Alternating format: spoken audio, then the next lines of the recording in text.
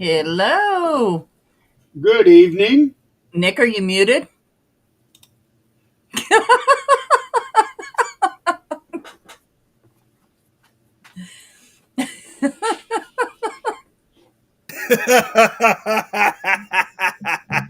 There we go. Oh my gosh, every time. Yeah, really.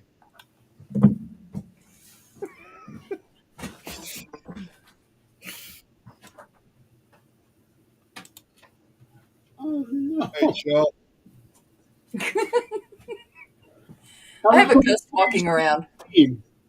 I was going to Hey, change Howie. your name, and it won't let me It won't let you do what? change your name. Oh, I was going to change your name from Nick Muley to Nick Muted. well,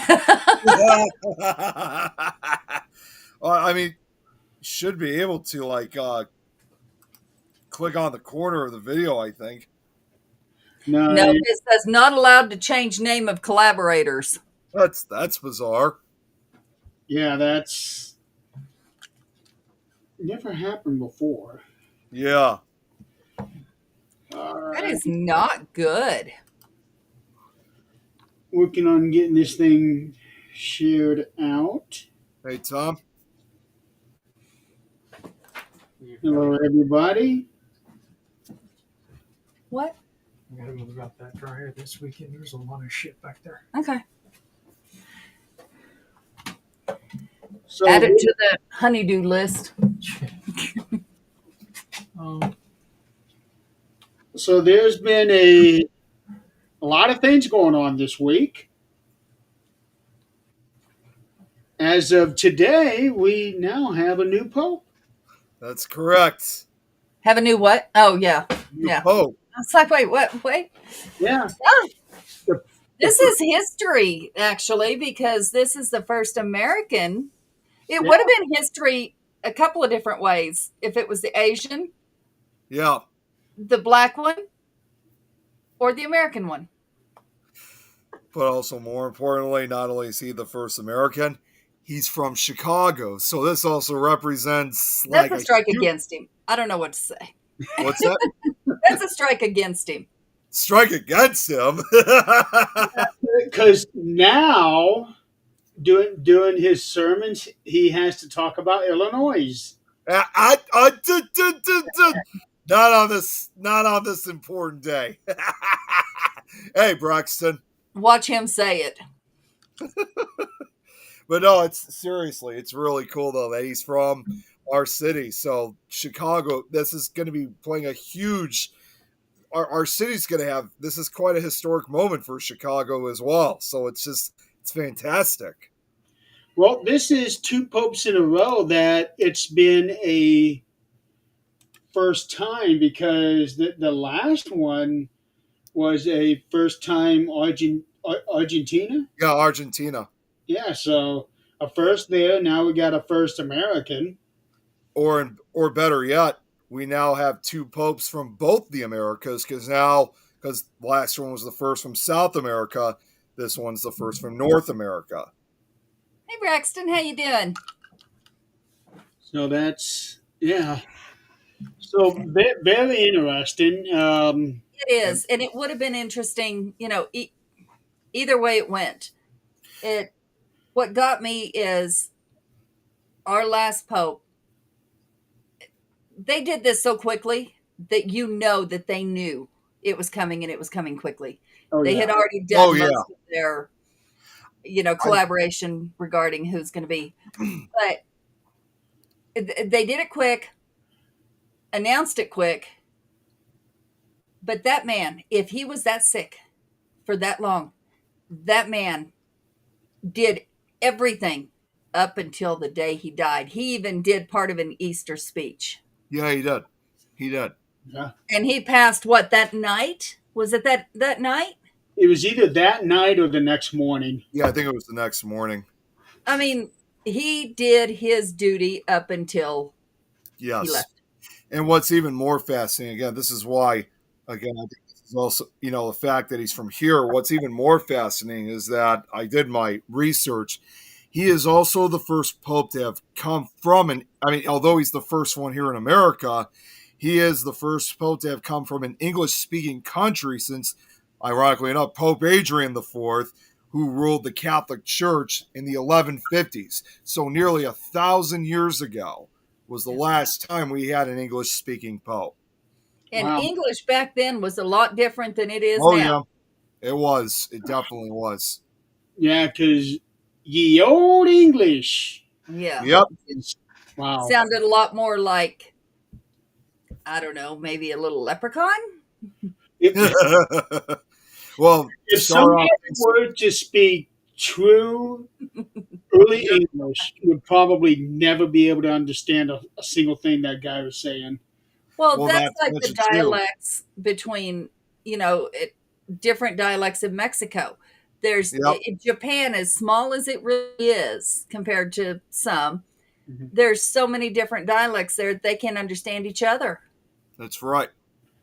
Not only that, but also considering, again, with this other pope from nearly 1,000. I mean, you also have to remember, too, it's not even just the old English, of course. I mean, we're also talking about a time centuries before the United States was ever created. We're talking about the turn of the millennium here. Yeah. And this isn't, I mean, we're all very aware I'm not Catholic, but this is huge for people who aren't Catholic as well, because it's going to have an impact on everybody in the United States. It doesn't matter what religion you are, it will have an impact. Right. Okay. Hey, So the last pope died April 21st, and it took them until May the 8th to announce a new pope. Yeah. I was actually doing a little bit of research. The shortest amount of time it took from death of a pope to announcing a new pope was 1 day, Okay. and the longest time was 3 years. Oh, Oh wow. my. They could not vote it down to just one person. They were that divisive, and that one, the 3 year one, happened in 12 something. Wow. Wow. So if something Remember like that- that were to happen today, That's about, imagine the ramifications of that. Yeah. which pope was that died in 05? 05, 05. Yeah, 2005. John Paul II. Oh, yeah. John Paul. He reigned quite a while, didn't he? He was. I don't know if that's the correct term, reigning, but That's more More like like ruled. that's what it is. He was one of the longer. He was one of the longer ones. Let's see. List of popes. that's something I found out today at work, because we're not allowed to have our phones at our desk, even though I work from home. Unless I'm on break, something like that, I'm not on my phone. Because we have sensitive information, things like that. You just respect that and just don't. But there's one of the girls got on the Teams chat and says, new pope, however she worded that, but it wasn't new pope was elected. She said it's coming or something. And I'm like, oh, wait, what? And of course I couldn't look at it. And then she posted, the new pope has been named, and he's the one from America. And of course we were all talking about, okay, what if it was the Asian one? What if it was the black one? It would be history regardless. Nobody ever talked about the one from America. And then they announced it. But what I want to look up, which I have not had a chance to, is what is the criteria to be eligible to become pope, to even be thought of voting in? What is the criteria? I think one of them is you have to be a cardinal. That's what I was going to say. A good majority of them are cardinals previously. Because this guy right here that was elected today, he just became a cardinal 2 years ago. Yes. Wow, that's Yeah, pretty quick yeah. step up. I think he became one of the. I mean, at least in this day and age, I mean, one of our biggest cardinals we had here in Chicago. Although he not only just, interestingly enough, he not only just lived here in the United States. I mean, it turned out that he also for a number of years lived down in Peru. He has both American and Peru citizenship.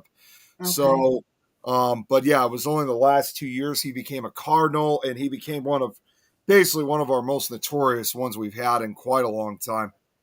Okay, John. Yeah, and age. That's another thing. Like our Right. president, what age do you have to be? In this case, he's 69 years old, and he's in fact he's about the same age as my mom. They were both born the same year, 1955. Right, but what age do you have to be able to even be Yeah, selected? not sure. That's a good question, actually.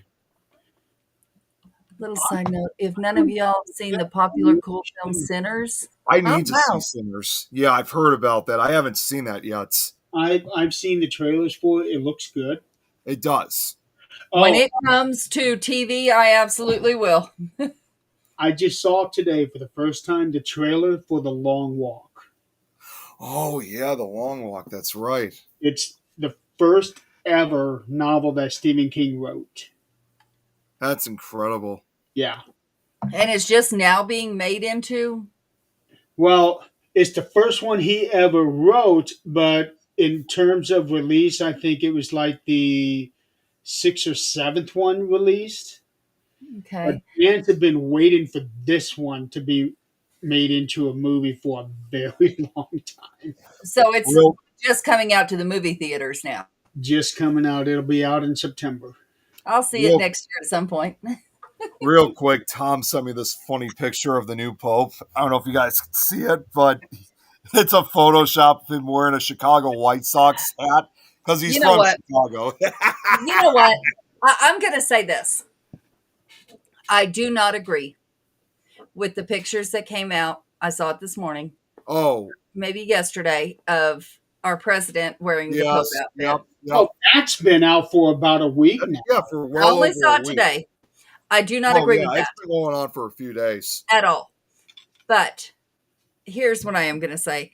Everybody knows my stance on politics, but why? Why must we down the Pope? Yeah. He just got here. Why must we be mad at him because the president congratulated him? It is not his fault. He has spoke out against the president. Yeah, yes. I was going to say this new pope he's had issues with the president before, Mhm. and he's spoken out against them. So that's something that Yeah. I know the president's not going to like. And of course, the rest of the Republican Party thought they were going to get someone far more left wing or something like that. But of course, as we all know, they don't have any say of who gets to be the next pope because they're not the Catholic Church. I'm interested to know this Pope's stance on certain things simply because our past Pope was very tolerant of everyone. He was tolerant of transgender, of gay, of all of it. And I think a lot of people considered him to be probably one of the more progressive popes we've right, ever had. right. Which if a public figure is saying, hey, especially a religious figure is saying, it's not up to us to judge. Let's stop and let's, it's not up to us. We allow anybody into the church. Yes. Now, once they come into the church, and I don't know if they're hoping that maybe they'll change, whatever, it doesn't matter. The fact is that they're allowing them in, where many places they don't feel like they can. Well, and it sounds kind of a little bit off topic, but it still revolves around that. It still revolves around what you're talking about. Is obviously. I mean, this is a reference to a famous Christmas movie Home Alone, the church scene, and they were talking, and he's talking with the neighbor that lives nearby, and he's like, "Well, you're not welcome at church." He's like, "Oh, you're always welcome at church." So, and that's pretty much true for the most part, regardless of Yeah. who you are in the end, is that the door is always open for you. Kate, what's going on with Joe? Yeah. So Joe, I Uh, just received a message. Give me a second here while I'm looking. He said that his wife got admitted to the hospital and it's serious, and Truck's still there with her. So that's all the information that. That's all. Who's still there with her? I guess the Truck. I mean, there's a little bit of a mistype, but Truck's still there with her. That's all I have. He didn't say anything else. Well, we send our love to Joe. Yes. Yeah. And his wife, of course. Kate was actually messaging me right before we got to the show, and I was going to ask you guys if it was because this was something Kate suggested, is because it sounded like Joe needed to talk with someone. So I was going to ask if it was possible to bring Joe on, just to chat with us, but it doesn't look like he's in the chat anymore. Well, and that's something he may not want to do that publicly. Right. If he needs to talk to someone, any one of us, message us. We are here. It's, we're family. Exactly. Yeah, I have not been paying attention to messages. Have been practically working almost right up to. I didn't get any messages regarding this, so I don't know.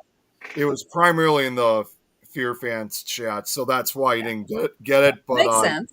Yeah, but the information right now is very scarce. Makes sense, and he may not know much right now. Yes. Yeah, so not knowing that's the scary part, right? I know. That is the worst, guaranteed. If we don't hear anything else, I mean, before the show's over tonight, I'm probably gonna give him a call just to check up to see how he's doing. Yeah, absolutely, and let us know if he needs anything. We're here. Yes.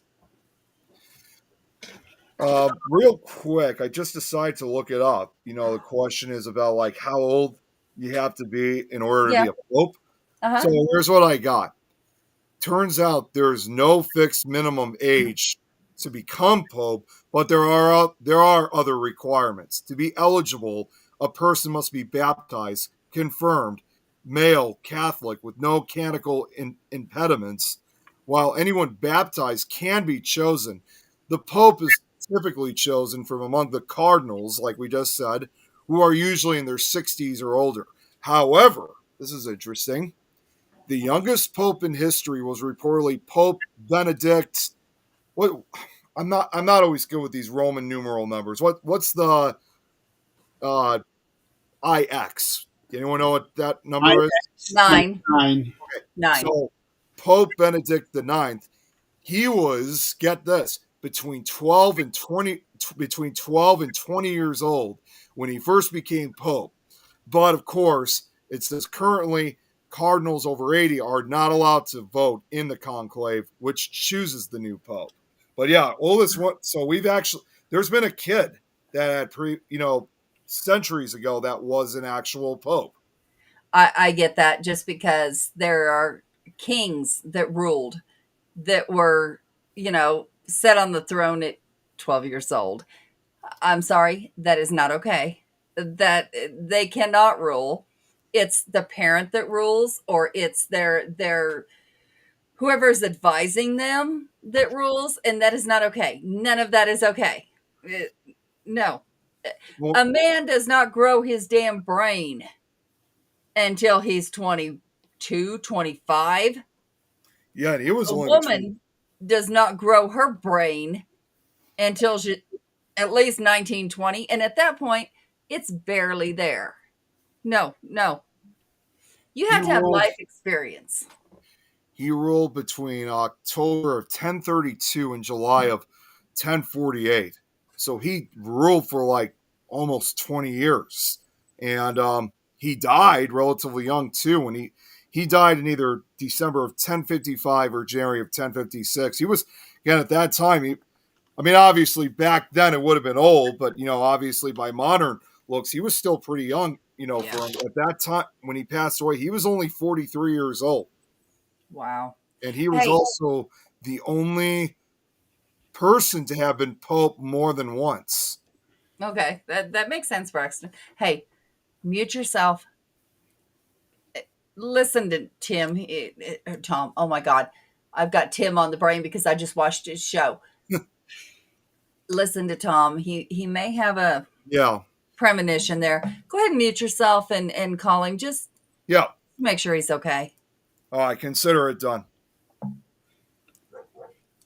I hate when one of our people have issues. That's the scariest part. Yeah, and especially if you can't actually be there. I know. And remember when you and I were at the cemetery with Zach? Yep. And we got the call about Tim going into the hospital. Yep.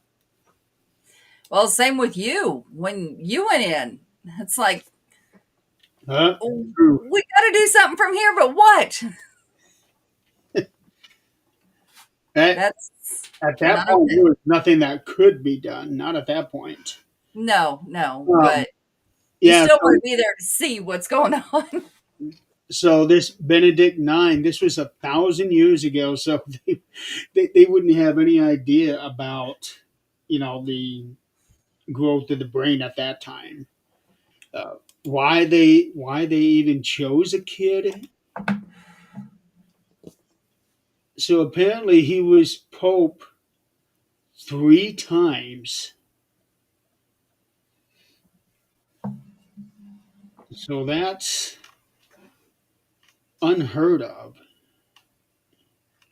Well, okay, I can understand that, Braxton, because if they're a fierce warrior, somebody is looking for a safe place and somebody to guard them. Okay, I can get that. That I understand. Who was the... Okay, King Tut. How old was he? I want to say he was very young. I want to say he was 21 when he died. Right. And he was, of course, this was 1332 BC. Their life expectancy was not great. It wasn't, and he was 9. He was what 9. Evidence was shown is that he had mental abilities too. Oh, of course he did, because back then, if you were of any royal blood, they wanted to keep it royal blood, and the way they kept it royal blood was incest. And so I'm sure. And that was, yeah, they didn't know then that definitely was not the answer. Well, and it goes back to when you live on a farm, you watch the animals. Back then, that's all they had was animals around them to watch. Okay. When you watch the animals, they don't breed with their brothers and sisters. I thought they did. Some will, but they come out probably deceased.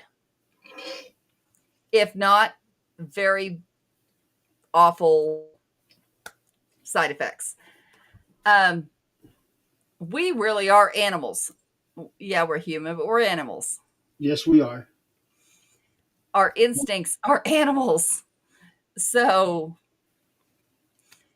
the shoes found in his tomb were made. I never got that far on that. I know Zach knows all about that because we listen to those books going to sleep. I go to sleep. I'm not listening. Both his parents were cousins. I got this list of popes here. So it goes from John 29 to Benedict 9, then to Sylvester 3, back to Benedict 9, then Gregory the 6th, Clement the Seventh, and back to Benedict IX. So that is 3 non-consecutive terms as Pope. I've never heard of that before. No, Let alone 2 of them. they found out his age from examining his wisdom. Yeah, I can imagine. Uh, That'd be the only way you could do it. well, and they've got so many new machines and things to carbon date, and it's amazing the things we found now. Now, Yeah, my question is, we're still talking 2,500 years ago. mhm. No, 3,000 years ago. Well, my question is, somebody brought up somewhere, I don't know, I read it, but it makes you think. They found underground towns, cities, whatever you want to call it, Mhm. civilizations. And those civilizations, how were they extinguished? What they're finding is those civilizations were far more advanced than we are now. So, did they advance so far that they did themselves in? Are No, we nothing headed major on that wouldn't surprise me the least. And underground makes sense because it was so long ago. If you drop something on the ground, a rock, it doesn't matter. You drop it on the ground. Hey, Scott. You drop it on the ground. It gets buried from the dirt with the wind, whatever else. It gets buried. And another thing to consider with a whole bunch of towns being found underground, it won't be true for all of them, but it is definitely true for those that are nearby what they did not know were active volcanoes. Mm-hmm. Mm-hmm. And once it spews, it buries many towns. And that's how much of us, we're first, but how much of us is going to be gone when the one in Yosemite Park, is it Yosemite? Yeah, I know which one you're talking about. When it goes, we're gone. There's nothing we can do. It's gone. We're done.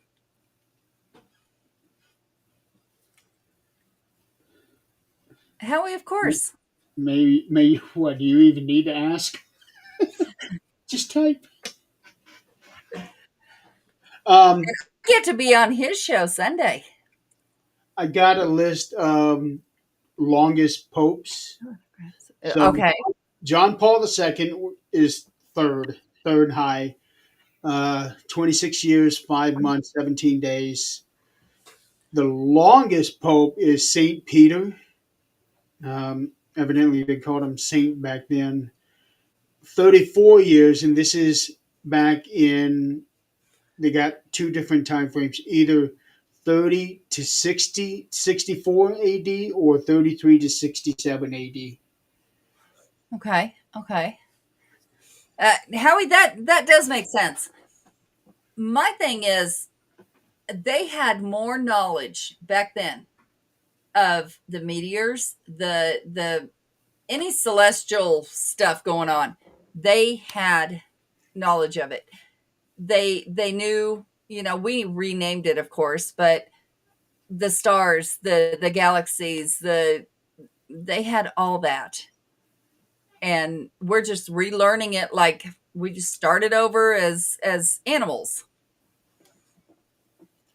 And today, if we were to find out about a meteor strike today, honestly, I don't know how many people would actually be smart enough to go hide underground. Well, but look at all the people now that was actually something we do at work. On the spirit team, we look up days. Like if you look up national days, there's stupid days, chocolate day, whatever. But one this month was Underground Day. And if you look it up, it talks about underground bunkers. And, used to maybe 5-10 years ago, when people would talk about underground bunkers or, their safe zone, whatever it was, we'd make fun of them. I didn't, but people would make fun of them because they were conspiracy theorists. They were whatever. But here's what nobody is paying attention to. Carlsbad Caverns in New Mexico is an underground bunker for the government. It is set out for the government. If something happens, government officials go there. Wow. Okay, There's here's places under Walmart. Every Walmart has a tunnel under it. that. We were talking about that last week, I think. Okay, here's another interesting fact. So the Saint Peter, he was the first pope, the very first one. They didn't start referring to them as popes until Boniface II, and he was the 55th pope. So Okay. everybody before him were Saint whatever. So I don't know. I starting, disagree with that because saint, okay, well, their Jesus, definition of saint then would be right, vastly different from how we think of them now. But right, we right. started using And the term pope in 530 with Boniface II. yeah, and Guys, energy. That's what we're going back to is following our energy, paying attention to energy. I guess we call it people waking up, whole different than what people are calling the woke. That's a whole different thing that we're not getting into. But Oh, wait a you minute. know, waking up as far as what's around us, how our energy can affect other things. I may actually be incorrect on that one here because I'm going through the list. There are several popes later on, and even up to John Paul II. They're being referred to as saint. So they're probably given sainthood, and that's why they are listed as Saint Peter, Saint Linus, and Saint this and Saint that. I know they have to perform miracles of some sort to be a saint.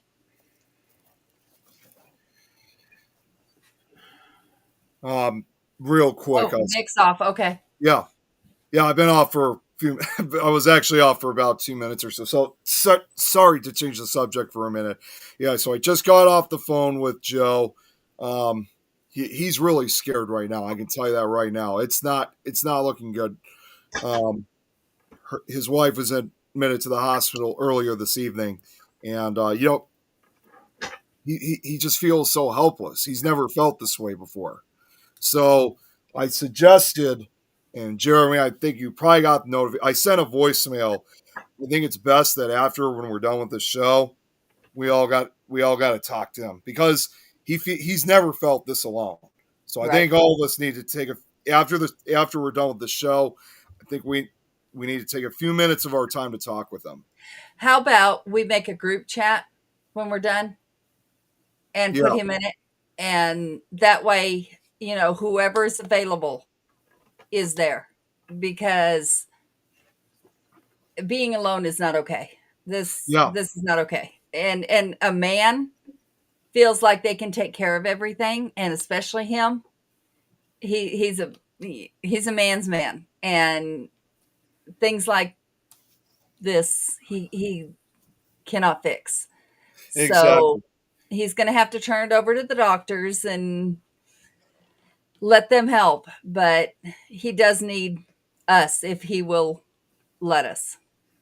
Yeah, he as far as from what he said to me, I mean, I think he definitely could appreciate and use all the support that he can get, from all of us. So that's the announce. When I'm probably, I mean, I was gonna probably make I was probably going to create the actual video call. Well, excuse me, not necessary video call, but just a phone call itself on the video chat. Oh, I keep saying video chat. Damn it! So On the who knows him better here? Who knows him real well? It would be Nick. yeah. Okay. Aside from me, of course, Don, Kate knows him pretty well too. Okay. Would he feel more comfortable in a chat setting or an actual phone call setting? He may not be able to answer questions or be able to talk openly in a phone call if he's next to her. He may not want to say what he's feeling and let her hear it. It's kind of hard to say. I mean, it sounded like he was open to like just like a phone call because this was just what I was thinking was when you were actually talking to someone. Is he even with her right now? No, I think he's to start off. Okay, Kate's well, going to call. Okay, Kate, condition. let us know, kind of get a feel for what he might be comfortable with. Yeah, He Kate. can't do message that. because of his condition. Okay, Yeah, just let us know how we can help. I'm going to put it that way. Let us know what we can do. that was the other thing he mentioned too was because he couldn't message. So it sounded like a call was probably the best thing for him. And plus, when you're actually talking to someone on the phone, you're actually at least talking to someone. When you're chatting, it's just typing a few words. You're not actually really experiencing that person's feelings then.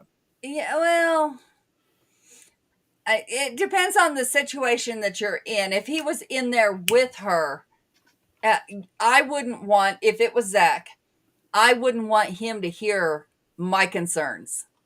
Well, so that's what I'm asking. Is he actually with her in the same room, or is he having to wait in the lobby area, or waiting room, or somewhere I away from her?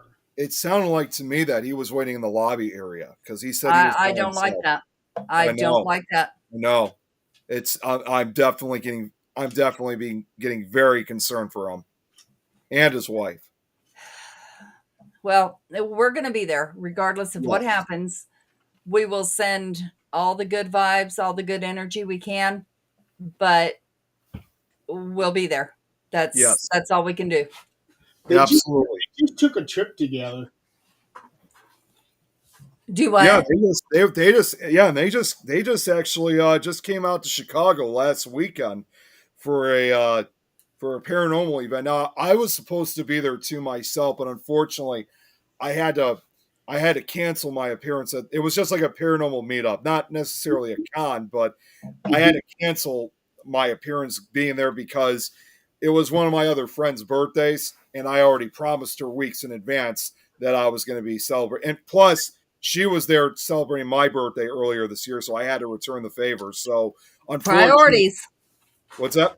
You did Priorities. it. Nick, Yeah. Nick to you again. Yeah. So, Put something on that wall. what's on the wall? I'm telling you, put something on the wall. You did it to me again. What did I do? I went to go take this mark off of my screen and realize that it's a hole in your wall. Oh, it's a nail. Oh, this? Yes. Yep. No, actually, that's not a nail at all. That's they're like stickers. That's how I put the decorations up. Put something on it. Remove it. If I do, then it's probably going to leave a mark on the wall. Put something on There it. is a mark on the wall. Yeah. Put something I'll on have to find it. something. Not to scratch at my screen. I'll have to find something. But That- I mean, hey, it's the that first time you reminds guys me. are also seeing the basement normal in a long. No flashing lights this time. Yes, and I'm very thankful for that. Hey, you guys don't have to worry about that again now until 4th of July. What was it? Earlier this week. Anyway, my bird is in my office with me. Okay. I have 2 computer screens I work on. My bird decides it's going to face away from me and shit on my screen. Okay. So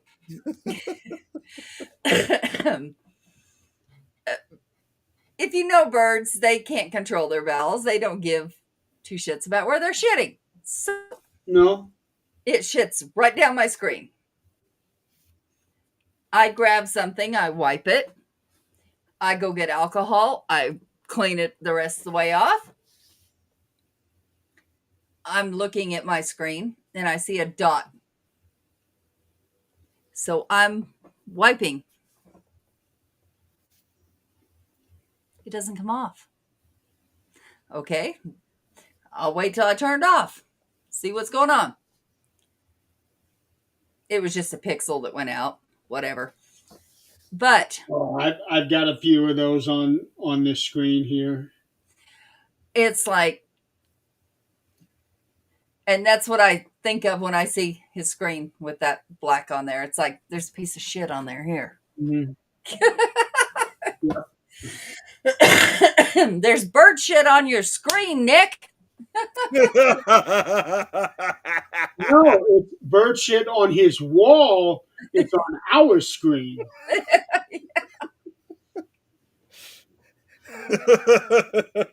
So that's That why damn bird puts has become on the wall.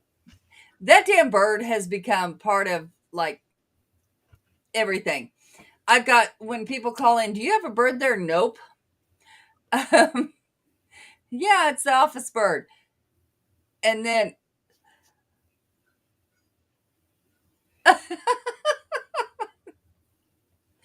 well, I don't want the running beak because that means they're on their way out. But no, this bird, I'll get on a Teams meeting and it's on my head or it's on my shoulder. It has to make an appearance or it's just not a meeting. But it's funny, I'm the only one it will go to because I spend 10 freaking hours a day with the damn thing. Hey, did anybody catch Scott's show? I did towards the end. Like I said, I was working, and it was about, I don't know, 15 minutes before, so I tuned into his show. It was really good. Yeah, I would have joined myself, but we had the baby over, so I didn't get to have enough time to really watch, unfortunately. We were dead for a minute at work, and it was really good. They were talking about reincarnation and the different opinions. What the? Sorry, that's my side. Okay, find out what's going on. No, that's on me too. Oh, it is. She must have included you on her call. Oh shit. She, She put together a group call. yeah, she did. Okay. So that's what you were hearing. Yes. Nick, mute yourself, answer the call, see what's going on.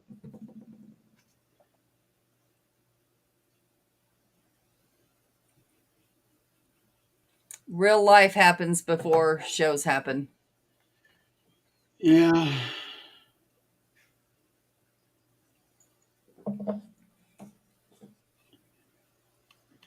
I feel bad that I had to decline that. Well, he'll tell him. He'll tell him that we're on the show. What? Huh? Hold on. He'll let us know. Oh, he was saying 1 minute. Okay, so we got myself, Kate, Nick, Robert, Joe, and Tom.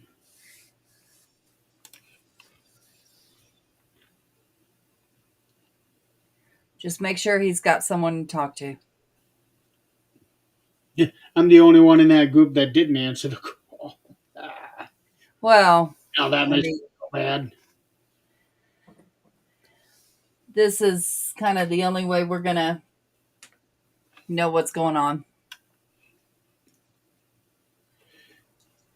Yeah, it is. He said he'll be back. Okay. This, when one of ours has issues like this, it's not good. So it makes me wonder. They had just taken that trip to Chicago a couple of days ago. Um, so did something happen on that trip? But Yeah. but we don't even know if this is something that did she start feeling bad or did something else happen? Right, right. It sounds to me like something else happened for him not to be in there. There's there's something going on. Yeah. Why are you barking? So our fence still not fixed. And today there's trash in our yard from that dumpster. I'm not thrilled. But I'm not the one dealing with it because if I was the one dealing with it, may not be so nice. Yeah, probably not. Oh, the funniest thing today, I look out my window at the office and mom and dad come home with the dog. They've been groomed. Pixie looks like she's about this big now. And the back hatch on their car is open. I'm looking at this going, is anybody coming back out? Like, what's going on? No, nobody's coming back out. So I come downstairs. I'm like, so is your car now open for homeless shelter? I'm like, no, why? Mom says, no, why? I said, it's open. Dad says, oh, yeah, I saw that a minute ago when I was talking to somebody up there, but I forgot about it. Let's shut the car. Like, holy shit.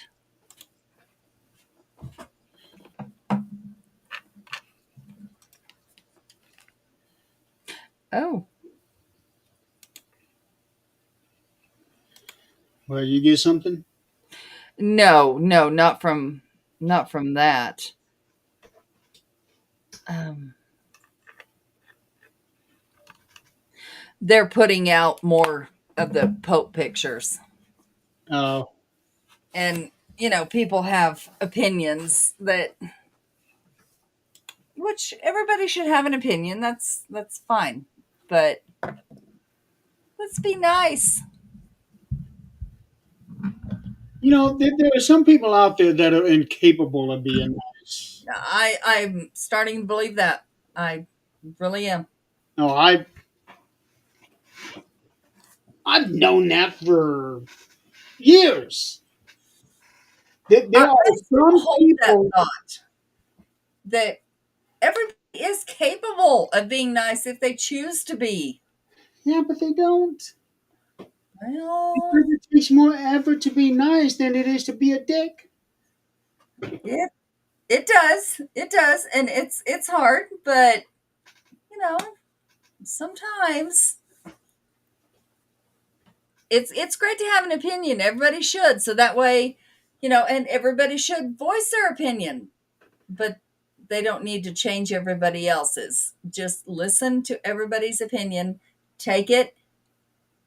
Maybe you change your mind, maybe you don't, but listen to it at least. Yeah, there's a right way and a wrong way of giving your opinion. Yeah, yeah. Stating this is the only opinion is incorrect. Right. Um, like for example, let's say movies. What is the greatest movie of all time, and why is it Citizen Kane? Comments like I'm thinking. Now, granted, it has been listed, voted numerous times on several polls. That movie has been voted to be the greatest movie of all time. Which means many people like it. That's great. Yeah. And and some people may not for one certain reason. Who knows what it is? Well, I Like want find that movie and watch it myself because I'm very curious. What is it really about? Yeah. And Why? then you're built up to think it's the best thing in the world, and you're going, I've seen better. Well, it is a 1940 movie. Okay. Now, I tend to look down on movies back then. Citizen Kane, because I don't particularly care too much for those kinds of movies because, for one, a lot of them are too unrealistic in terms of how people are acting. Yeah. Uh, Two, it's sort of like a minimal approach to it, what you see, minimal visual. Yeah. Um, like today's, it's what you see is what's really out there. In those movies, what you see, not so much. Well, yeah, but back then, that's when they made laws that if you look up your own state laws are ridiculous. Like if you spit on the sidewalk, you're arrested, or it is illegal to screw a goat in your bathtub. Okay, I what Yeah, happened? I remember seeing something like that, and I'm thinking, there's no way that could actually be a law. Oh, it's a law. Yeah. But what happened to make that a law? How many people did something that dumb to make this an actual law? Well, look at the warning labels on certain items out there. Natural selection should take over, but that's a whole different story. We're watching Hell on Wheels right now, and that movie, it's slow going, but it really makes you think about what happened back then when the railroad was actually built, when it hit from north to south and connected. And one of the strangest things I'm seeing on there is the women.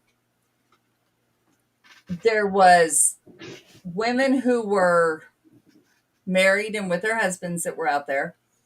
There were whores, and the whores were the low lives of anything. But all the men went there after their workday and paid them. But if they passed away, anything happened to them, they didn't even get a proper burial. They were the lowlifes. Something isn't making sense. No, but think about the time period it was. Yeah, yeah, but It was it also really during, makes you. it was also during that time period that you can just shoot somebody, kill them, It, and nothing would happen to you. yeah. And at the end of this series is when things started did happen. They started paying attention, and if somebody was killed, like in one part of the movie, they killed a whore. Well, of course, the law's not going to take care of that. There's no laws in this little town. So it's not a town, it was a bunch of workers. And, it's one of those things that you go, okay, she was killed. So there was internal justice done, but, Mhm. it's nothing like now. And then when civilization came in, that's a whole different story because then you started picking and choosing who you decide you're going to do something with. True, but even not even 100 years ago, they were still lynching people. Yeah. Um, it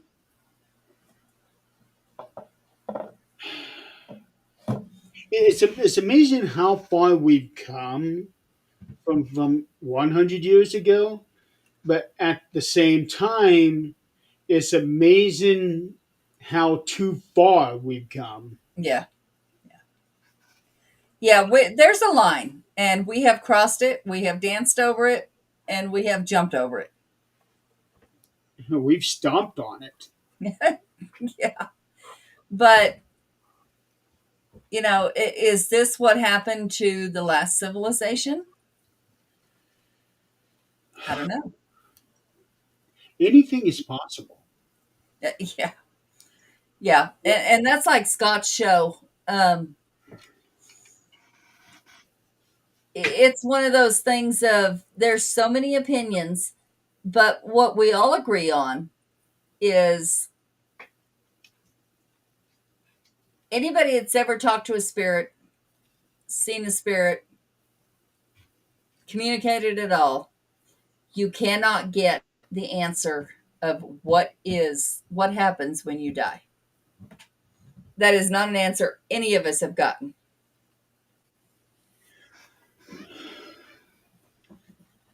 John Griffin actually tried to get an answer, Yeah. and the answer that he got is that they are not allowed to tell us. Right. And I believe that because nobody has gotten that answer. Yeah. Yeah. I 100% believe that. And where Scott was going with that show was they were talking about the biblical part of that show, of the what reincarnation. The Bible does not talk about reincarnation, but it does talk about the separation of spirit, body, soul, body, and there was another one, but um, it leads you to They believe. also mentioned that Bible was written by man.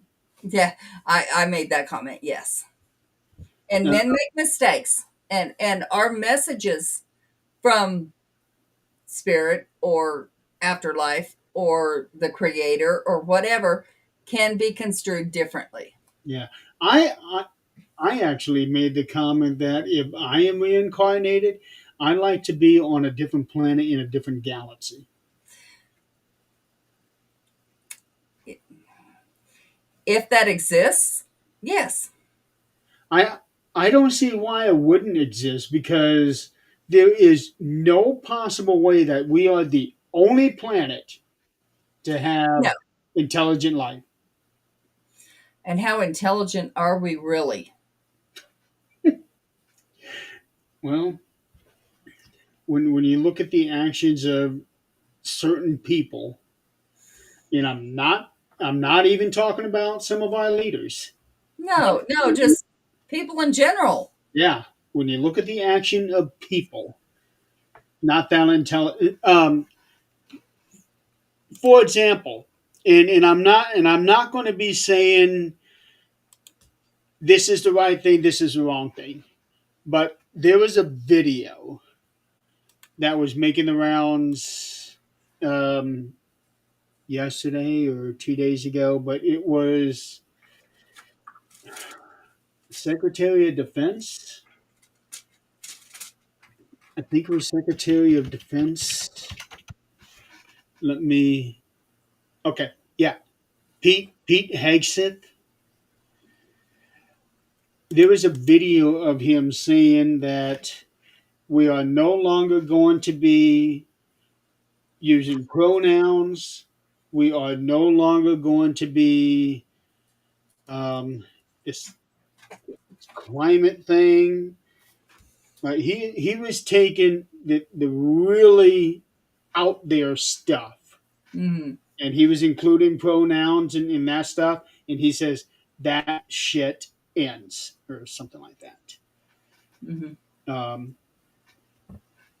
I completely get his view, because when you look at certain things, they have really gone overboard. Yeah, yeah. And people are creating things. Now, I don't get into the pronouns or whatever. Here's where my issue lies. Here in Greeley, and I don't know how many other places, California, I'm sure, because we're just right there. Um, the schools have litter boxes for kids that identify as cats to use. Yeah, I've got a problem with that too. My problem with that is, I'm going to tell you what, my kids come to me and say, I identify as a cat. Great. I'm going to open that damn can of cat food. I'm going to set it on the porch. And I'm going to say, you eat that shit. Here's your water. Here's your food. You sleep outside. Cats stay outside during the night. Have fun. No. Cats don't need clothes. Yeah, that's I just don't get it. I I don't get that either, except for we have allowed people to identify as anything other than human. There was one person out there, guy or a girl, that was doing all of these modifications to make look like a cat. Right. Doing the extra thick eyebrows. Oh yeah. Um, Oh yeah. Yeah, and that's all fine and great, but if you want to identify as that, you go live like that. yeah. Now, if you want to identify yourself as a non-binary, I don't give a shit. Right. Go ahead. I understand that. That's Yeah. fine. But an animal, Yeah, that's a problem. I there has to be a line, and at what point do we draw that line, and where do we allow people to cross it and not cross it? If we allow them to cross it, anything is possible. Well, the problem is a lot of people out there, too many people, are afraid they're going to be offending somebody. Uh, yeah, Now, I get it. I don't care to offend somebody one way or the other, no, but there has to be a time where you got to be firm with people, yeah, and if it yeah. hurts their feelings, well, Welcome to the world, because your feelings are going to get hurt. yeah, yeah. Nick, what'd you find out? You're muted.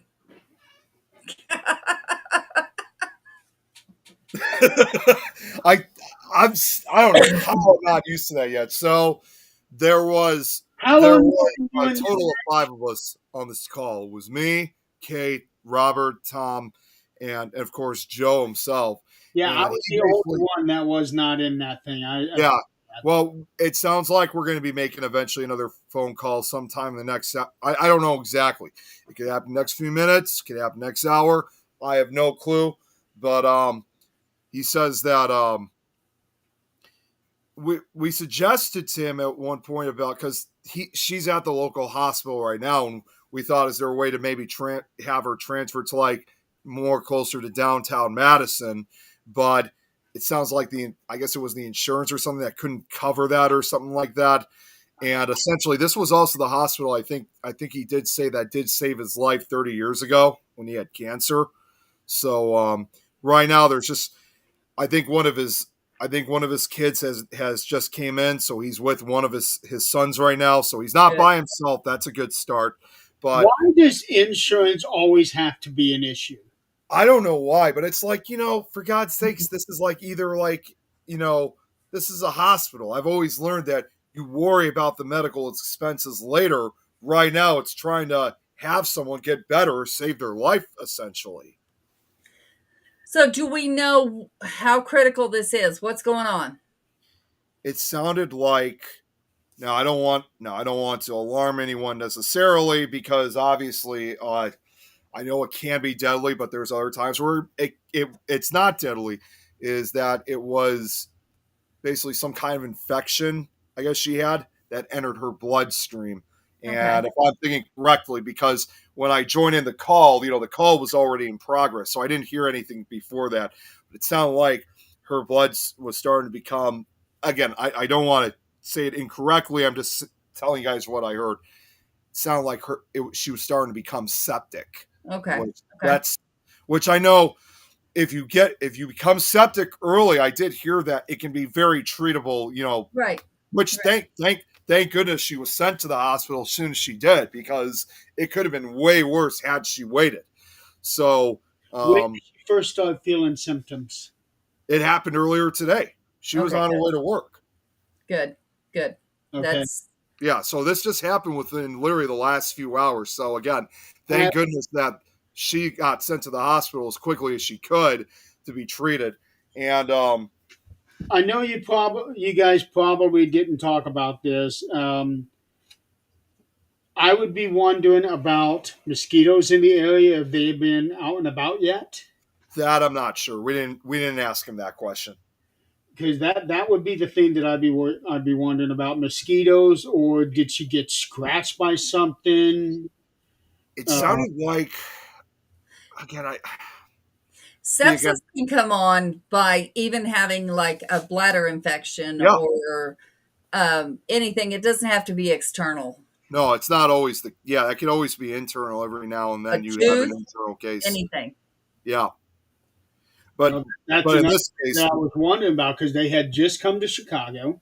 yeah, Did she eat something that might have been bad? Or it sounded like to me, because again that this happened earlier today, it sounded like it was revolving around like some type of injury or something.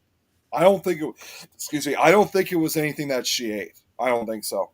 an injury? Okay, Again, I could be wrong, because again, I only was there for part of it, but it sounded like it occurred. I don't know if it was. I feel bad for like already forgetting so many details, but it sounded Well, like when you're flooded with a ton of details in a very short amount of time, just to remember half of it would be short of a miracle. yeah. well, And and we don't have a definitive answer yet. So exactly. And also, in addition, because I did say, I did mention both of you guys that when there's another call that you guys, I also reached out to a few of the others, obviously mainly from the Fear Fans chat, but in this case, I messaged them separately.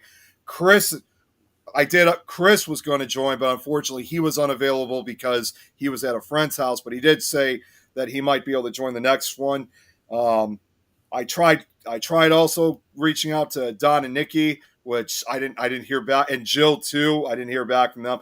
And also even Donald is probably going to join the call later tonight too. Well, So one thing you need to keep in mind is that yes, it's great to have people to fall onto, but there's also such a thing as having too many people. well, yeah. I mean, I wasn't necessarily trying to create like a huge group out of this. I was just essentially just trying to give as much support as he possibly can at a time like this, because like I said, the tone of his voice, I've never heard him scared before. I never have. Having support is a great thing, but having too many people trying to talk to you all at once can also be very overwhelming. Yeah. Especially if your brain is still trying to process the shit that you're going through right now. Right. well, he just needs to know we're here. Yeah. Of course, we're across the globe. So some of us may be available at certain times where others are not. Well, in the case because like I said, in this aforementioned phone call I was just on, Robert all the way from Australia was part of this, and just Right. over there, they're It's just 9 a.m. for him. What's that? It's 9 a.m. for him. That's what I was about. Yeah, just like over there, they're just beginning their day, so they got Right. Which got he'll all be the time. available when we're asleep. Yeah. Yep. Same with Nikki. Yes, same with It's going to be Nikki. a little different there. So there'll always be someone. Yes. That's I my will main concern expand. is someone. Definitely, definitely. That's why we expand as far as we do. Yeah, this isn't just about shows and things that we can do. This is for things like this. Yeah, it's Mhm. like I've always said, it eventually becomes brotherhood, sisterhood, and family. It is. And it doesn't matter how you get there, that's what it's about. Mhm. Absolutely. I agree. I mean, you have those, we're not going to mention names, but we have networks that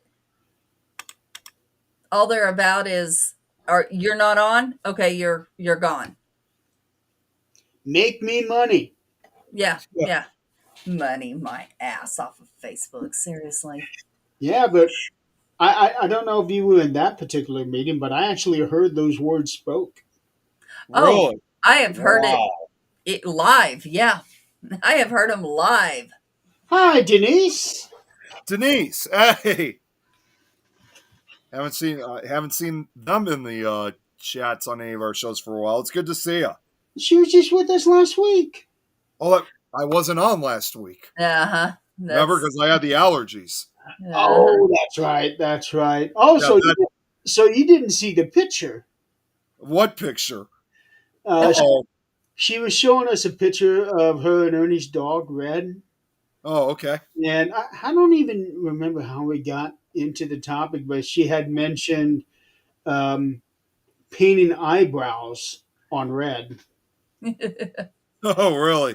And she sent me a picture. It's like, can I show this? She said, Oh so I showed her. man, if I knew that you guys were going to show a picture, I would have. You guys should have told me. You got to check this out. I Oh, thought yeah, you got to be here for that. I know, but I my thought allergies you've been are out watching at least. of But yeah, that's right. Oh boy, how bad is my memory? I completely forgot you weren't on the show last Yeah, week. I was that. So okay, so I'm going to refrain that. It's been a long time since I've seen her or Ernie on the shows on the chat because again, I wasn't here last week. A whole 2 weeks. Oh, Denise, what'd you send me this time? Uh-oh. I heard that too. Oh, I'm thinking to myself, that's got to be from her. yeah, that's hard for one person to try to keep everyone updated. It is.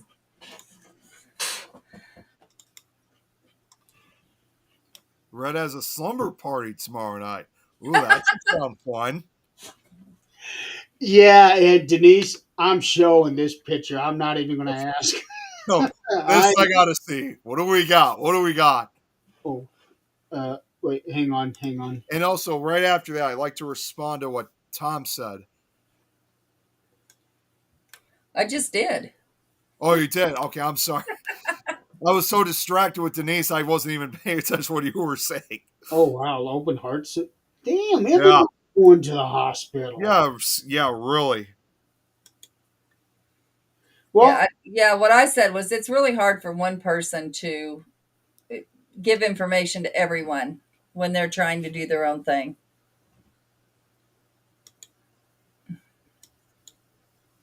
Oh, I love it. That's so cute. little rubber duckies on his on his onesie, Oh my gosh. and a well placed star there, Denise. Yeah. And look back here. Here's all of his toys. He's actually got like two baskets of toys, if I recall right. Does he put them back on his own? I doubt that. Well, here's another question too. Well, actually, no. To start off with this, Adrian, how come you never have your dogs dressed up that way? Hell no. She wouldn't be Ernie says he's got no. They both said he's got 5. He's got 5 boxes of toys. Oh my god! If I were to dress any of my dogs, they would eat it off.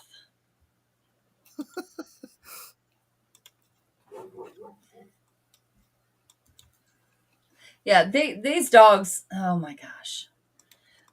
We have started putting, because it's raining now, we have started putting sheets on our couches and chairs. Yeah, Assholes are eating the sheets, biting holes in them and eating them. Jeez. Yeah. And if I had any less heart than I did, there's one dog that would go back to the pound where I found him. Ghost. Oh, Ernie's here too. Mm-hmm. Brett is not spoiled at all. No, not at all. That's not the biggest load of bullshit I've ever. I was going to say, no, of course not. He looks completely innocent. But well, here's the thing: Red actually is innocent. I wish I could have said that myself when I had the opportunity to go down, which I still regret not going down with you, Jeremy, almost 2 years ago. Yeah, and you even teased us you were going with. I really thought I was going to go, and now I absolutely regret it. I would have honestly traded being down there with you guys than what I was, because I had a shitty weekend at work that weekend. Work sucks, don't it? It does. Responsibilities suck. We had a great time. They took me to this really cool pizza place the first night that I was there, and then either the next night or the night after that, they took me to. Well, there was a whole bunch of us that met up at Red Yeti. That place is cool as hell. But yeah, as far as Red goes, yeah, he's spoiled, but he's also one of those dogs that deserves the spoilage he gets. I know it's never too late, Denise. I really want to head down there. Trust me, I really do. Just responding what Denise said. I really want to try to get down there this year if I can. I don't That know. area is gorgeous. It is. It is. When out there in Fort Duffield, that was just that alone is worth it. Yeah. I mean, any historical site is absolutely worth going to, but I lived in Kentucky there, and that area is just gorgeous. I know that they have that pencil drawing of the fort Yeah. of what it would have looked like across the river. I think they showed it to me, but it would be so cool because I know back then they actually had photography.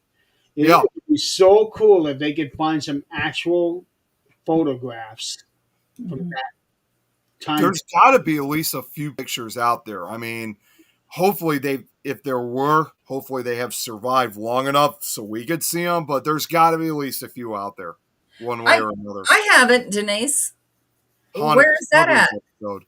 I saw it was pretty good because when they were out there at the same time we had that eclipse. Mm. And they were integrating the eclipse into their investigation. Now, I was trying to do the same thing out here, trying to see if like any of my EMFs would go off during the eclipse, but the problem was I was just outside of Thank you. that totality that they had. Okay. If I had driven maybe 1 hour south of me, I would have been in it. Okay. It did get dark, but it was more like a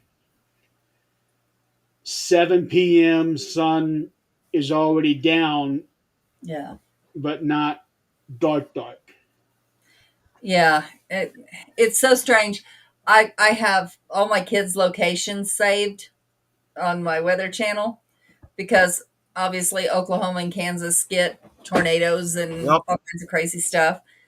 Um, so I have it saved on there, and it's strange to see it has, listed sun up, sunset, and it is so different. Like their worlds are completely different. Okay, Ernie just said no known photos of the fort. Do you want Gravy? Are known to exist. I know. That's a shame. Well, it's interesting. I'm surprised because I don't know if I ever told you guys this, but again, interestingly, here in Chicago, in one of the park areas, we got Lincoln Park, which, has always been a very popular spot for both residents and tourists alike. Well, long before Lincoln Park, was ever created, there actually used to be a Civil War fort right in that area, which was this case, it was called Fort Douglas. And it's interesting how Ernie said there's no known photos of Fort Duffield like during the early days.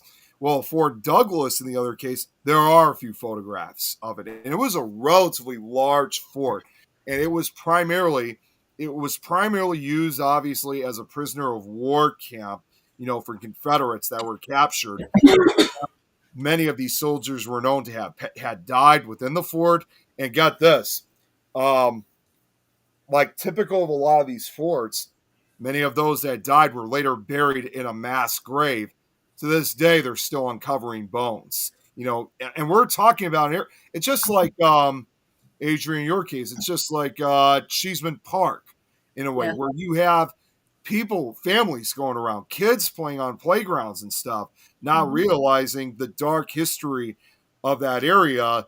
And because of this mass grave, that's actually, according to my dad, and I definitely agree with him 100% on this, that, to me, in my personal opinion, is probably one of Chicago's darkest secrets, because even a lot of residents here don't even know about this.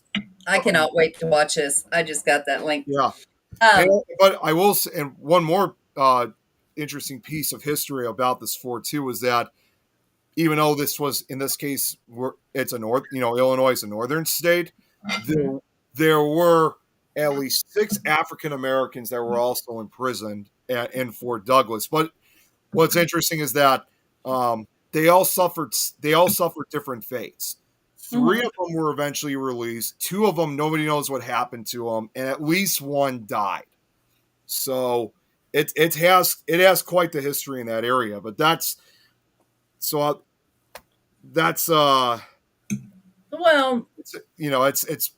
I don't know how to really describe it, honestly. we're talking about things that happen, dark history, things like that. Yes, the forts, all that energy is there because they knew they were going to go into war. They knew, different things. They knew they were there, kind of a sitting duck for attack, different things. So all those feelings are there still. But anywhere you go, really, anywhere you go there's things like there's a guy that came through here. I don't know where he came from, who he is. This was farmland. And he was looking for his wife and baby. I mean, I'm sure, close to here and close to anywhere in the United States, there was Indians that were being slaughtered or they slaughtered, whatever the case might be.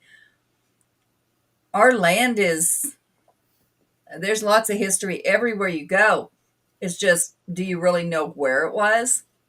Well, and that's basically what I said. Like I said, in this case with this former Fort Douglas we have, is that, Chicago's existed for, now we're in 2025. Our city has been around now for almost 200 years.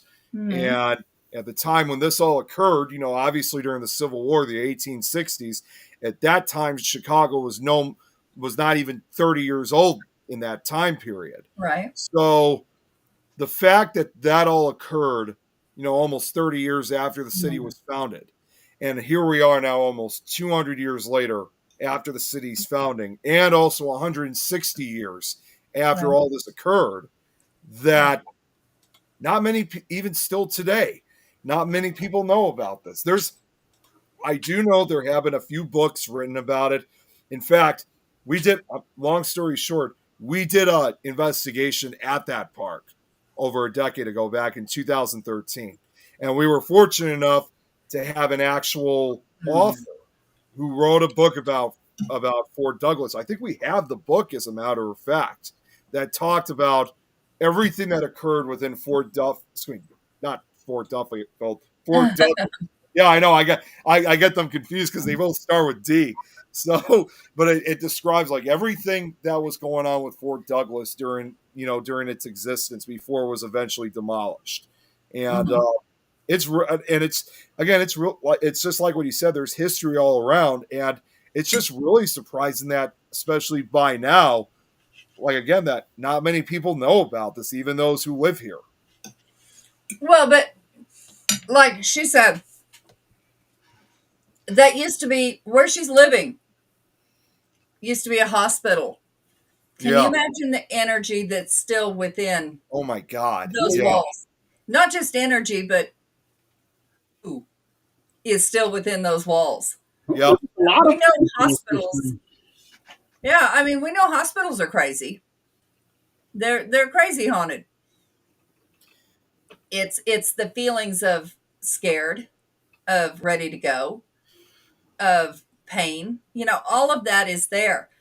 The unclaimed bodies, Denise, I think they just became your claim there. They're your family now. You know, I know this is going to sound really strange, but this is something Hey, Nikki, um, I know this is going to sound really strange, and again, this was over a decade ago. It's going to sound partially off topic, but it's going to go right back to the subject matter. My mom suggested to me like several years ago, like not the job I have now. This was before I got the job at the grocery store, but Ernie said Jeremy has felt it. Yeah.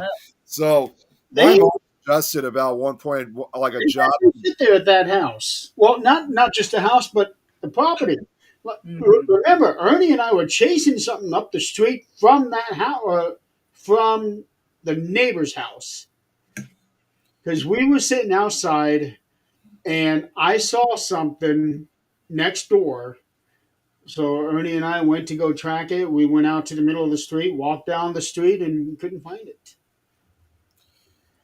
But anyways, my mom suggested to me one time that like a job suggestion. I mean, she thought it would be up my alley and there would definitely be a lot of paranormal activity occur, but the actual job itself, I don't know if I'd be able to handle. She actually suggested one time about me trying to work at a morgue, I would say, at a mortuary. But I mean, even if, I mean, yes, just the amount of activity at a location like that would be absolutely insane. But I don't think I'd be able to handle a job like that, handling dead bodies like that. And plus, you're handling bodies of different, people who died different deaths. You're dealing with murder victims and stuff. You would be seeing things that you would never ever forget. You'd be, those guys that work at these jobs, they're the only ones that see such graphic detail aside from police officers and detectives. And Mhm. that's just, yeah, there may be all the activity, but I just don't think I could do a job like that, especially when you're handling like bodies of kids who had died. You Yeah. got to think about the kind of mindset that you're in, because I can't imagine anybody growing up saying, "I want to be a mortician." I know. I mean, yes, it's true. I know they're known to make a lot of good money at those places, depending on which one.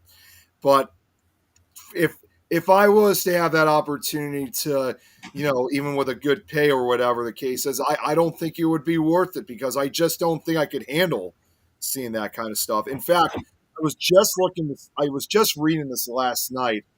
Um, Funny enough, this was something Lois has covered on one of her shows.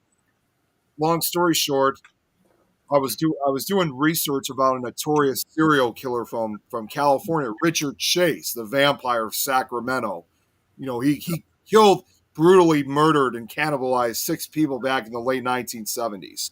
And one of the first victims, I'm not going to go into full detail, one of the first victims was just mutilated beyond recognition. I mean, it was a horrible, horrible death.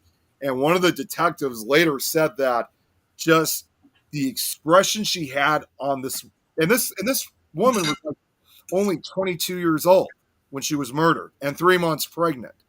So the detective at one point said that he just remembered seeing the terrified expression on her face when investigating the crime scene, and he said that terrifying expression on this woman's face, it haunted him for years. Oh, I bet.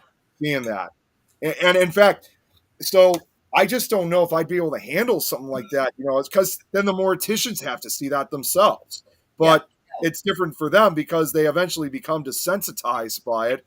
But for someone like myself, I don't think I could handle seeing that kind of stuff because that would be, in my personal opinion, a true place for nightmares to constantly flood your mind for years. We're in a way desensitized with TV because things are very graphic on TV. Yeah, but there's a difference in knowing that what you're seeing on TV is not real and seeing something actually in person. Yeah. Yeah, so I don't know if you all are friends with she goes by FBI Unsolved. Yep, I know who that is. Okay, so in November, I don't remember. She died. She literally died. She just came out of the hospital not long ago. She was 123 pounds when this happened. She was 63 pounds when she died. Hey, Jan's in the chat. Hi, Jan. He is now running. Who? Who? And that explains it. I hadn't seen her post anything in a long time, and I just now. Yeah, she died. And, but the reason I even brought this up, the story, so she had. Well, show us here that she's back. She is back. She died. And we're talking about back. Jan or? No. Oh, I'm sorry. FBI Unsolved. Oh, FBI. Okay. I was getting confused because, like, just the way you were thinking, are we talking about FBI or Jan? That freaked me out there for a second. If that happened to Jan, I would not be here. Oh, but, yeah. No. She's a mortician, and she had a baby. She picked up a baby. On the way, the baby started crying. It was deceased. Oh, jeez. And she heard it. She saw it. And I don't remember how the story ended, like how it quit. But it was still deceased through the whole thing. Wow. And that was, we were asking her scariest experiences with the morgue. That was one of them. And that's another reason why I just don't think I'd be able to see something like that. It's just they don't all do that. They don't all do that, but that would be something that you would never forget. Well, and that's like the case I said about this woman that was killed by Richard Chase back in the 70s, that it haunted a detective for years. He said it was one of the worst he had seen in like 20 or 30 years of police work.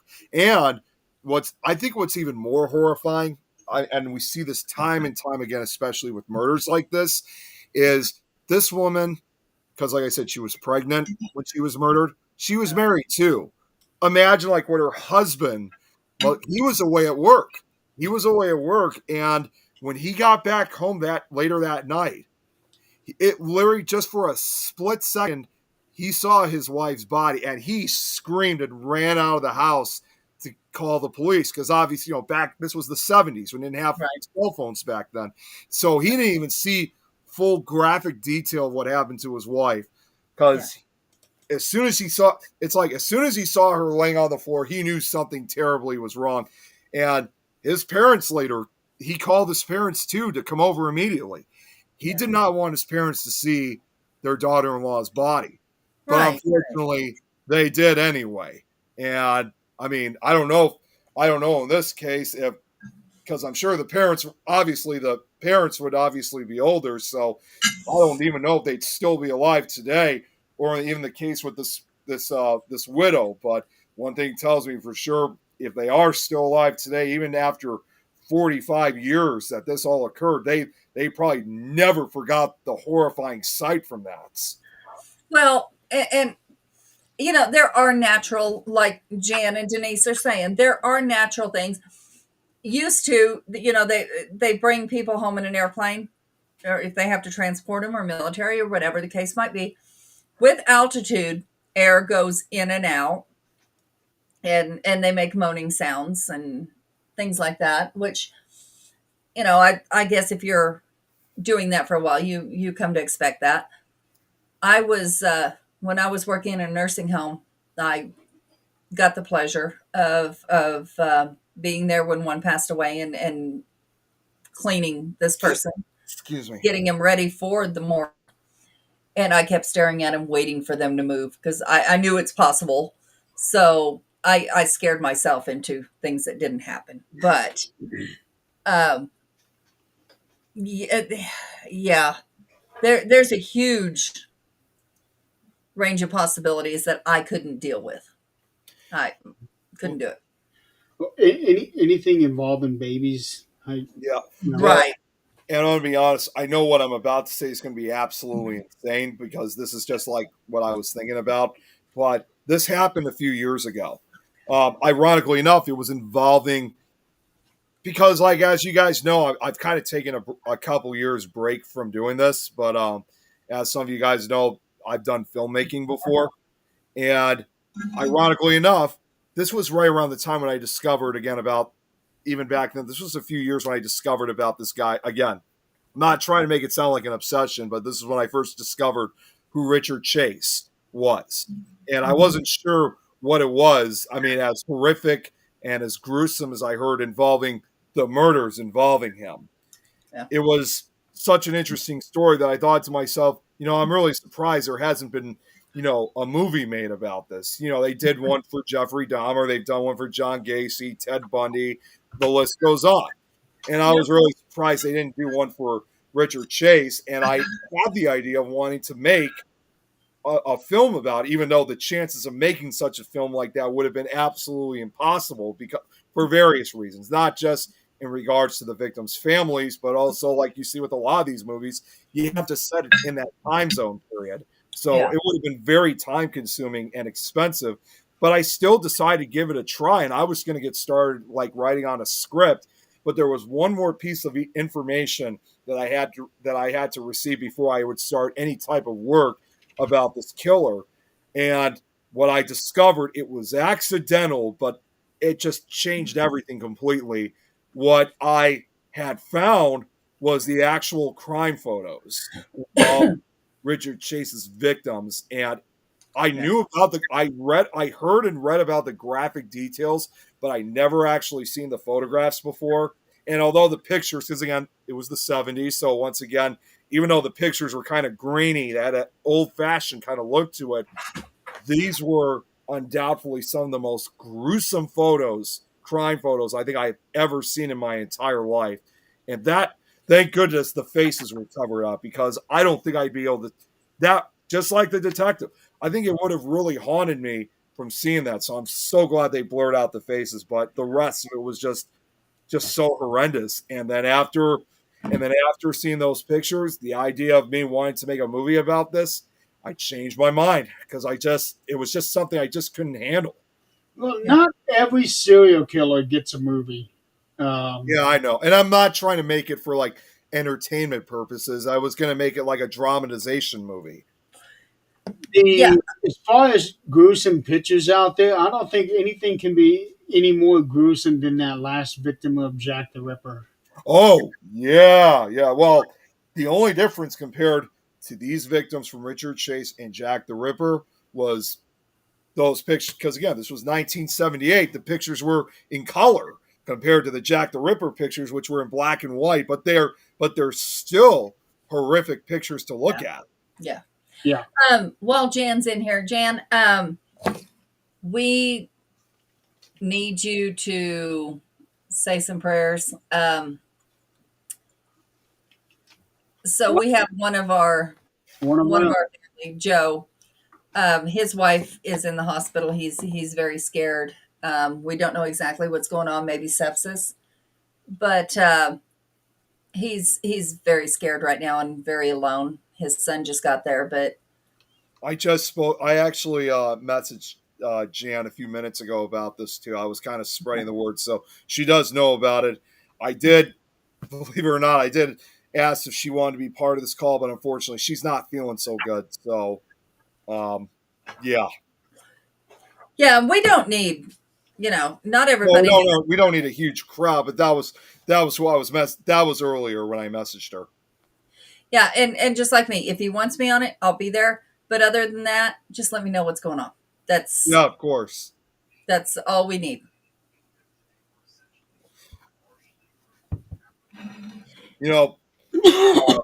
Yeah, so like I was gonna say in your response, like when you said, Adrian, yeah, it's just I guess it's just when you see like images like that, you just never ever forget something like that, and it haunts you for the longest time.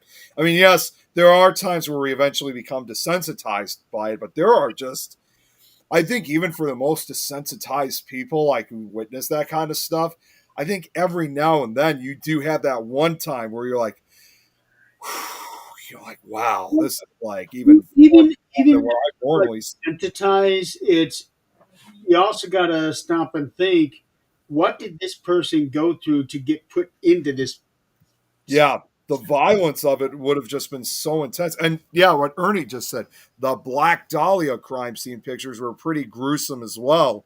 That's what I remember when I think of Oh. crime scene photos. That's the one that pops up in my head. Well, interestingly enough, I'll just throw this out. With the Black Dahlia murder, they're actually suspecting, even though it was just an individual killing, especially involving, like the pictures, they're now suspecting that she may have actually been a victim of more of other murders just like that, because at around the same time, particularly in the 1930s, there was actually a notorious serial killer, which was known as the Cleveland Torso Murderer or the Cleveland Butcher, which murdered several people between like 1930 up till 1935. But were some murders that went as far back as the ninth. There were similar murders that went between the 1920s and 1950s, and it wasn't obviously in this case just in Ohio. It was occurring in other states, and they believe that the Black Dahlia may have been a victim of the Cleveland Torso, the same killer.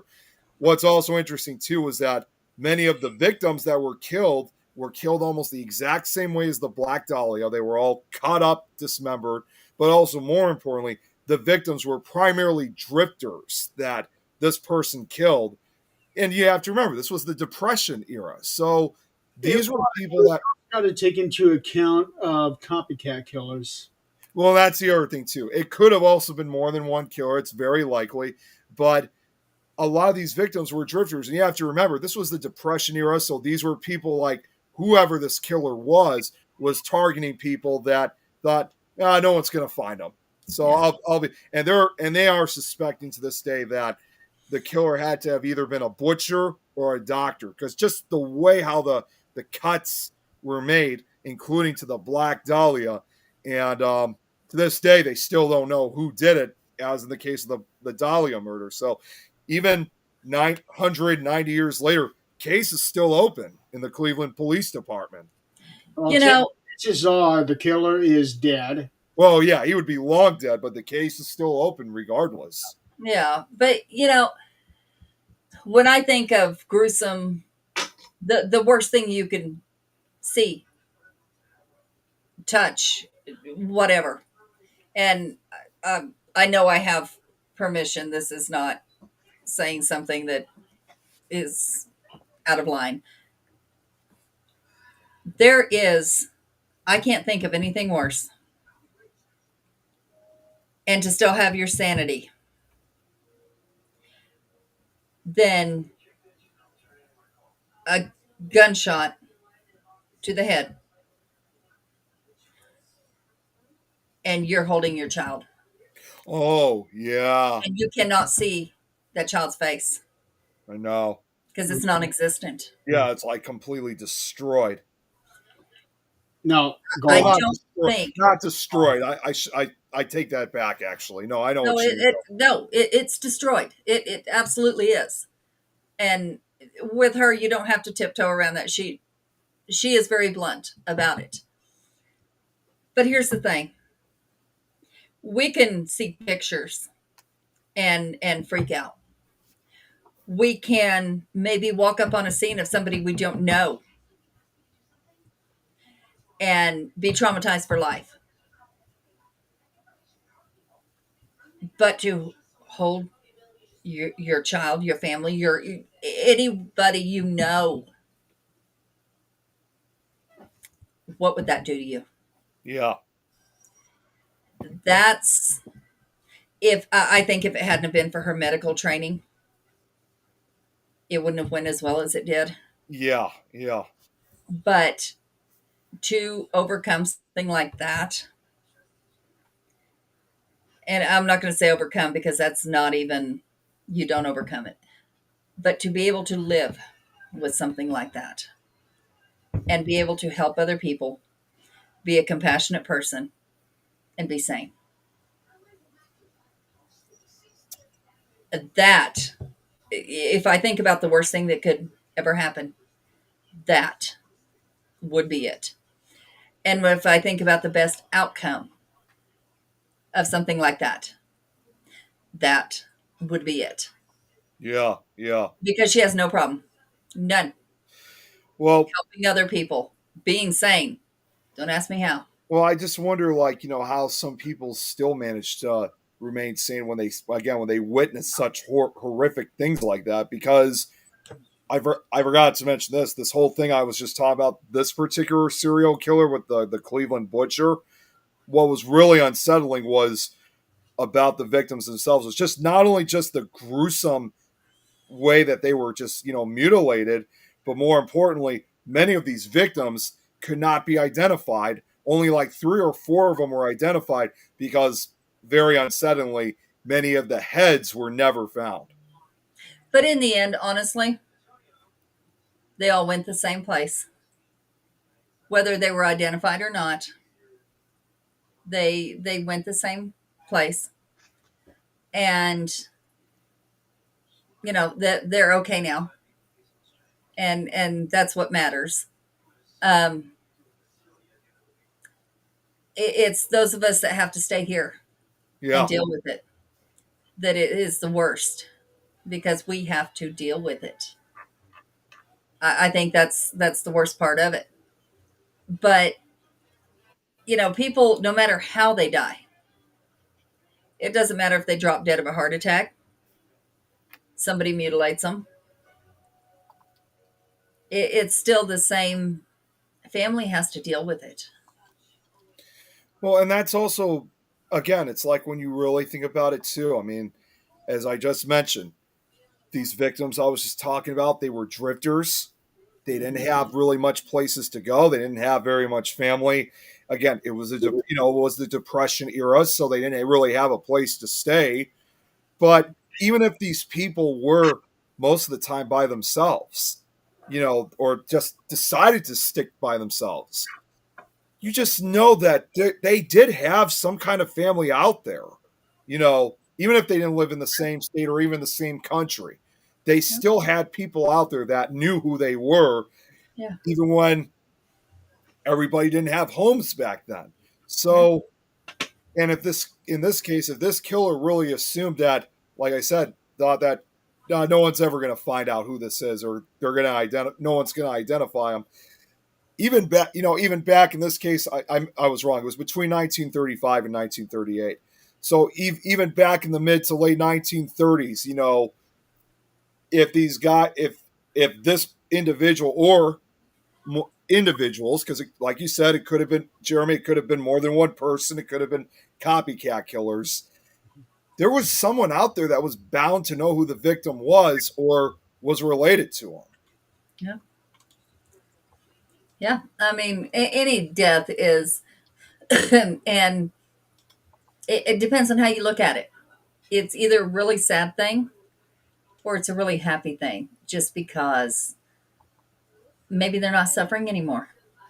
And we all know they're in a place than we are right now. I mean, there's no doubt about that. So, it's just a matter of those of us left here are the ones that have to deal with this. Yeah, yeah. And the paramedics and the coroners, the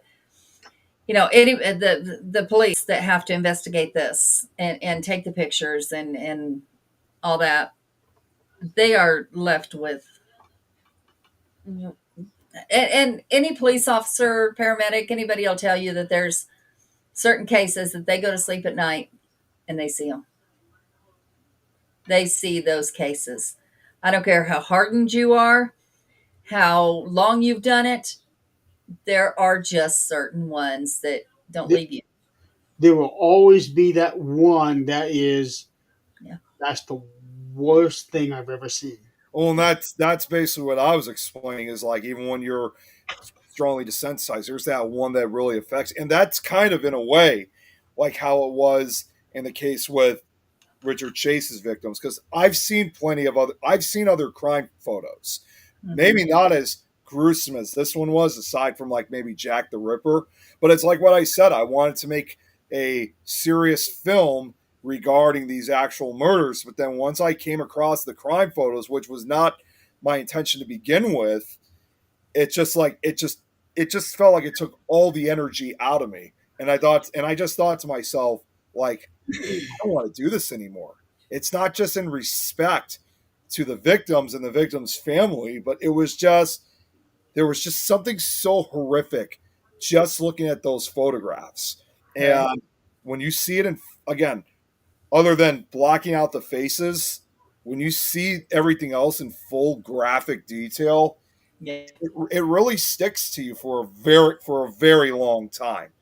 And just knowing, again, what these people must have had to endure, and also the fact, too, to a more crazy degree, like I said, he was called the Vampire of Sacramento. That's what I was just seeing, the vampire. Yeah, that's what he's known as.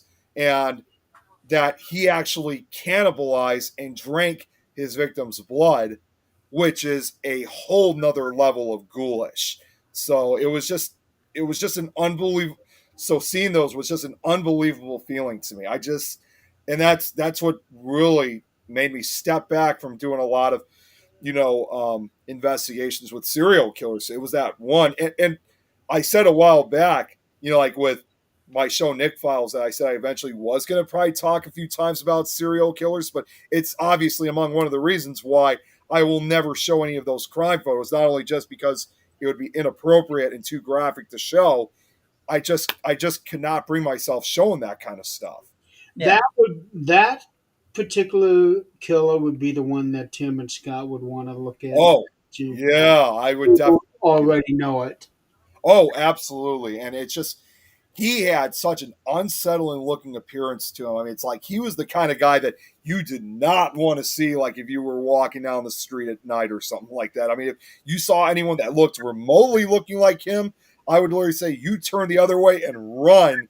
And he just had all these crazy fantasies, like in his head, like thinking that his heart was stopping, his blood was turning into powder. It was just, he was just insane for the most part. And it just, I don't know what it was. And he chose his victims randomly. These were not like people that he knew at all. He just targeted them randomly. And there was an FBI agent that once asked him, saying how he chose his victims. He said he would go up to each house, testing out each door to see if it was unlocked. In his belief, if the door was locked, that means you're not welcome. So he would walk away. But if the door was unlocked, he saw it as an invitation to come inside. Wow. And that's why you should always have your doors locked. He pretty much, I would say, was the kind of guy that really did set the rule of keeping your doors locked, especially at night. So, I mean, there was probably more before that too, but he was probably in my personal opinion, he was probably one of the most perfect examples to always keep the doors locked. Mm-hmm.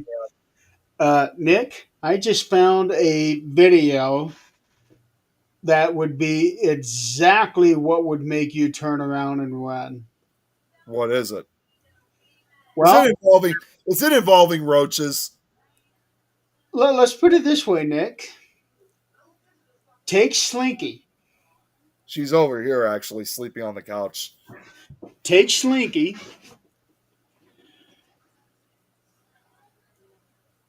And think of a cockroach costume.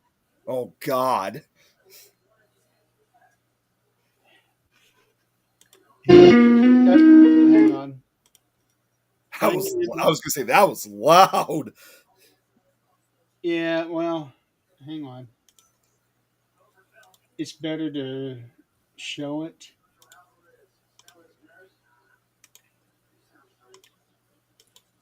Oh God.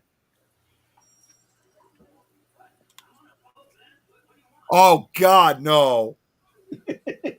No. There it is. Oh, well, fortunately it ended.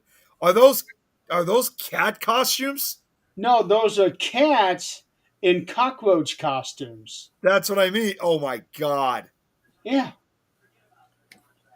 Yeah, I can tell you right now, Slinky would not approve of that. She does not want anything on her like that. Well, from the sound, it doesn't approve of anything. Oh yeah, you know she's always mean. All right, y'all, we're way past time. Yes, we are. And we haven't even hit the 2-hour mark. That's what happens when your page doesn't go live the first time around. Yeah, it's like you always want to try to make it to the 2-hour mark. Yeah. All right, folks, we are going to call it a night. It appears that the call is still going on, so I'm going to hop into that. Yeah, right. Well, Joe's not on it. It's just Kate, Tom, and Robert that are on. But most likely, as of right now, they're probably just talking Minecraft. But as soon as I see that, oh wait, Mark just joined the call. So yeah, we probably should get on to the call immediately. Just let me know what's going on. Yeah, of course. All right, so we are going to go ahead and call it a night, folks. Thank you so much for playing along with us, and we are going to find out what's going on with Joe and Tanya, Yeah. and we'll have an update next week. All right. In the meantime, have a good night, and also tell all you mothers out there too, have a good Mother's Day. That's right. Mother's Day on Sunday, and also on Sunday is Adrian's birthday. That's right. Yay. Happy early birthday. Yay. He will also be on the Orion Effect. That's right. So It should be an interesting weekend, huh? Yep. Yeah. 3 wonderful things, all for you. Hey, 3 times the charm. I'll take the 2 and just forget the 1. That way I don't get any older. No, you don't have that luxury. No, I don't. My body tells me that every day. Thank you, Tom. All right. Have a good night, everybody. We will see you next week. All right. Good night. Take care. Good night.